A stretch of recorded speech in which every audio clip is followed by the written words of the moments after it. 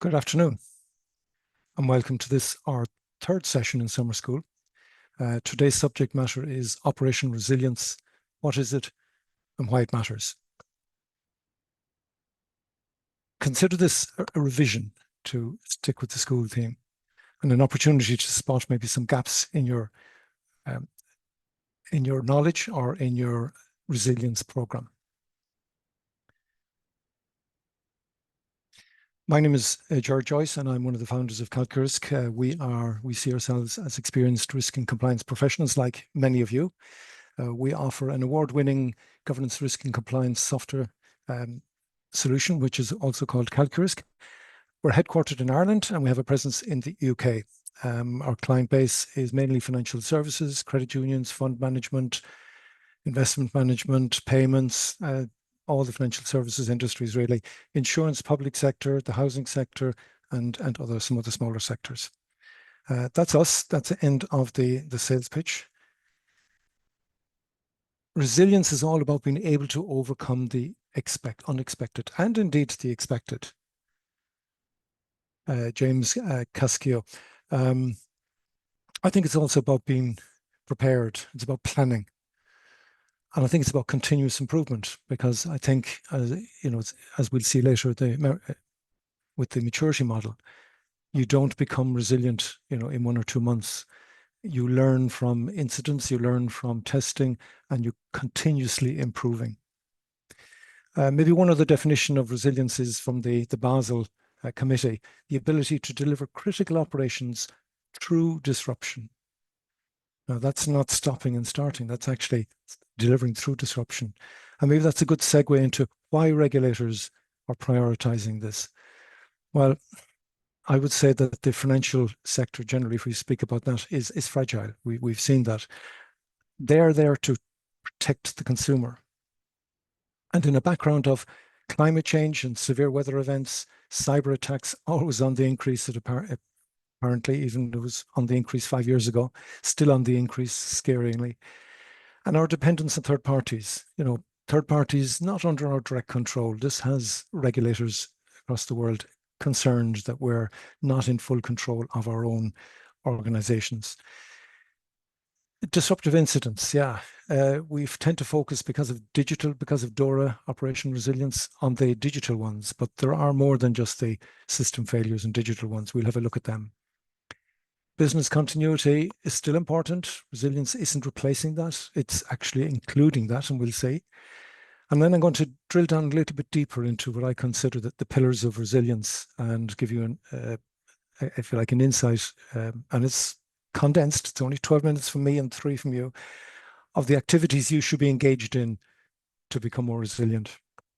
I briefly touch on maturity model, but only at the concept, really to assure you that, and reassure you that, you've 12 to 18 months really to get this right, unless you're already been practicing this for years. It takes a while to get there. And I want to talk a little bit about your extended enterprise, the fact that, it's no longer within the 4 walls. So let's look at service disruption. We did this. This is the output of a workshop we did last year. And we started with service disruption, working from right to left, and said, well, what could cause a service disruption? Certainly, a system failure, and maybe due to a malicious attack. It's the first one most people think about. But malicious attack is only I'm going to say 10 to 20% of what you should be worried about. Systems can fail due to hardware failures, due to failed updates, and we've certainly seen a few of them happen. So there are different reasons for system failure, but then you could have a disruption to your service because you've lost the building. And it could be a fire or flood or some severe weather event that denies you access to your building. Think about that, and can you continue to deliver your service? People, well, we've seen the pandemic and the effects of that, so you can think about that as well. Financial, if you need access to cash, whatever it is, and you don't have access, maybe you can't run your business without it. Now, the big one here, I think the elephant in the room often, is the disruption of third parties, because they're out of sight. We think everything is fine. But do you know? We'll have a look at it later. If they are subject to any of, the other in the list here, does your service stop? And finally, on this list, and these are the big ones, the top 6, regulatory sanction. If the regulator says to you, cease, stop now until you fix something, that would be tough on your customers, I would imagine.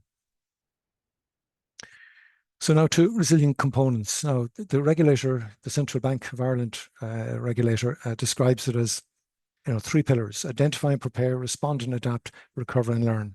Well, I prefer to think of it as 5 pillars and a plinth. The plinth being governance. Without governance, none of the pillars will be strong and as required.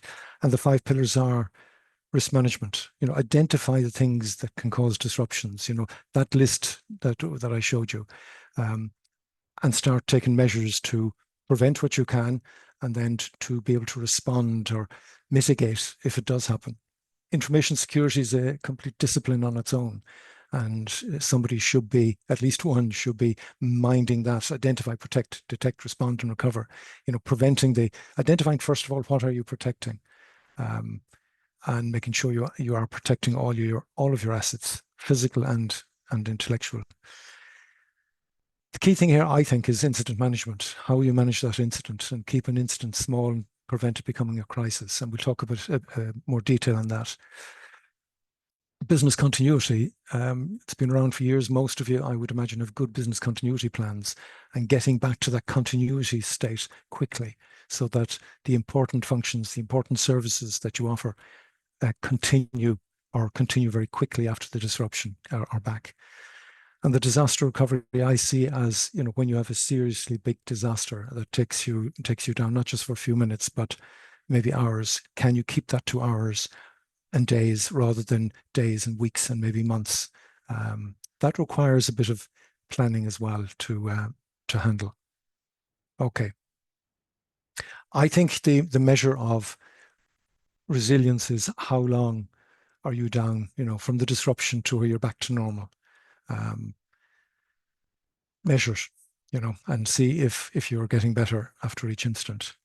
Now, if there's only one slide you were to look at after this, it's this one, because I've tried to encapsulate, and I like mind maps. You'd those of you who've seen my presentations know this. Try to capture the next level down from my 5 pillars and 2 plinths, if the third parties is also a plinth. But I can't talk about everything today. We just have 15 minutes in total. So I pick out a few key things. Under governance, I would ask you, is resilience a standing agenda item on the senior management team's meeting agenda? And if it's not, then are you really serious about resilience? Risk management. Are the disruptions that I've listed out there the source of disruptions, and maybe there's more in your organizations? Are they in your risk management framework? Have you identified the risks? Are you actually actively mitigating those risks? Third parties. Are you managing your third parties? Not just risk management, but just generally management in terms of contract management and due diligence. Are you checking them? Are you auditing them? Do you know that they are as resilient as you? Lots of questions there. Information security, I've said it already, it's a whole discipline on its own. The identify, protect, detect, respond, and recover is a framework, the NIST framework that is often quoted. You need to have strong information security because so many, or if not all of our services are dependent to some degree on the information security. Incident management, I'm going to go into detail in the next slide, but yeah, how you manage that is the difference between, the laggards and the leaders, I think. Business continuity, you'll have hopefully done your business impact analysis and know which functions, which services are the most important and therefore have priority in any disruption. You get them back first. Have you tested your plans? This is key. An unplanned, untested plan really is not worth the paper it's written on, to be honest. That's it. You can read more later. We'll offer this now. On the left-hand side, this is like a bow tie in a way. You've got the disruption. What is your response? And consider if that response is at 11:30 on a Friday night, because they don't always happen at 12 o'clock in the middle of the day. Have you got a plan? Do people know who to call? Literally, I know it sounds like a joke, but think of it, 11:30. Do you have teams already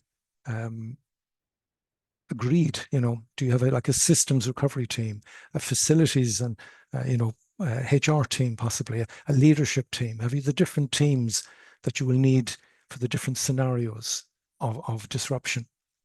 The time to have these is well before an incident. So have that prepared, if you like, have the plan prepared, but indeed prepare for the different scenarios.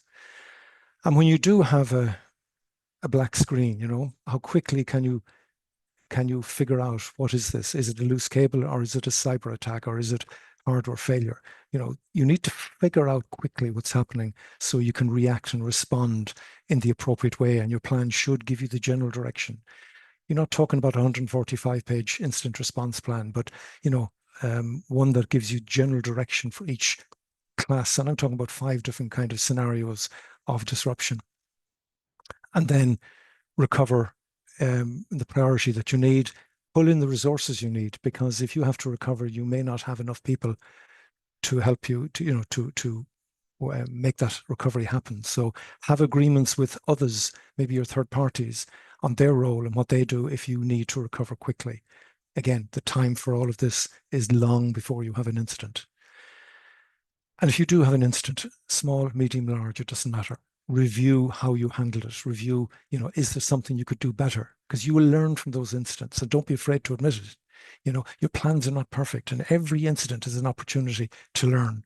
So learn. A few words on the maturity model. Just a few. This is a concept that was from Carnegie Mellon back in the 80s on software developers and how do they become really expert in the area. But you can apply this to energy management, to climate, environmental management, to your own operations.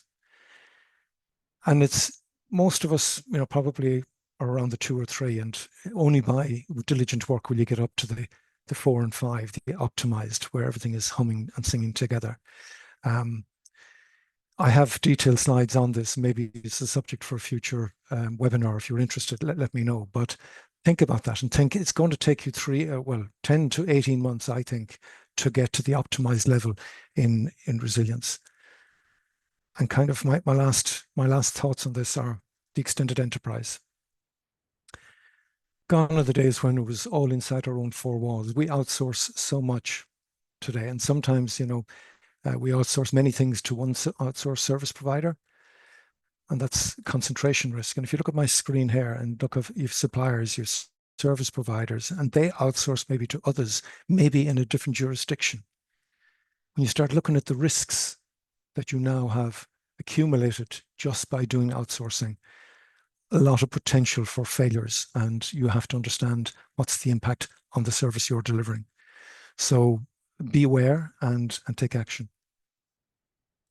Final slide. You have a lot of this already, so understand what you've got already and understand where the gaps are, and then focus on those gaps. I would say focus on the critical and important services first, and making sure that you plug any gaps into the delivery of those.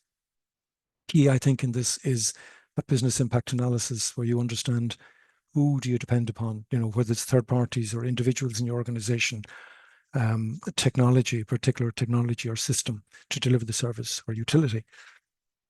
And finally, I'll say it again, probably for the 3rd time, learn from the incidents. This is intelligence. This is information that will help you continuously improve. That's it. That's for me. Just to say that the next session is actually on outsourcing. So we'll drill down a little bit deeper on managing those outsourcing risks. So I hope I've left some time. Probably not as many as I thought, but 1 or 2 minutes, maybe if anybody has any questions, you can pop them in the chat or in the Q&A. Hopefully, I know that was very compressed, but that's the whole idea. This is revision, so hopefully it gave you some ideas.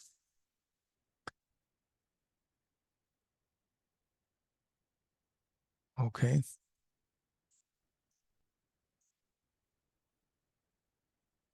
Just looking. Somebody raised their hand. If you could put it in the chat, your question in the chat.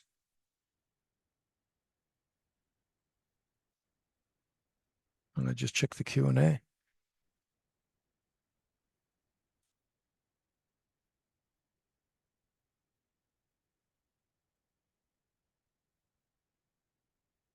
I saw people raising the hand. If you could actually put your question into the chat, that would be good. Maybe it's in the Q&A. Yeah, I have one here. The chat is disabled. Okay. Then put it in the Q&A. Folks, thanks. Good over chat is disabled, but Q&A is not. Thank you. Thank you, Una. Thank you, Victoria. My apologies for that. How do you actually test for a cyber attack? TJAS, how do you test for a cyber attack? When you say test for a cyber attack,